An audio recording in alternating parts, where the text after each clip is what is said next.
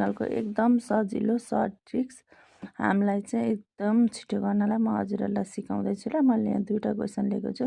यो first triangle हामीले त्यसरी हामीलाई पुरै गनेर गर्न त टाइम लाग्छ, त्यही भएर हामीले सर्टकट गर्दा चाहिँ हामीले टक्कै 1 2 3 4 लेख्ने अनि हामीले यिनीहरूलाई जोड्ने 1 + 2 + 3 + 4 गर्दा कति हुन्छ 10 हुन्छ हाम्रो है। एकैछिनमा भयो नि, नभए हामीलाई गर्दा त यहाँ 1 2 3 4 5 भयो, 6 भयो, 7 भयो, 8 भयो, 9 भयो अनि 10 भयो, यसरी गरिन्छ।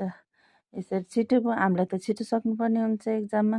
त्यस्तै 2 को पनि B को हेर्नु है 1 2 3 4 5 6 1 + 2 + 3 + 4 + 5 + 6 कति हुन्छ भन्दा 6 10 21 हुन्छ। देख्नुभयो कति सजिलै कति छिटो गर्छ सर्ट ट्रिक्समा। हस् त धन्यवाद।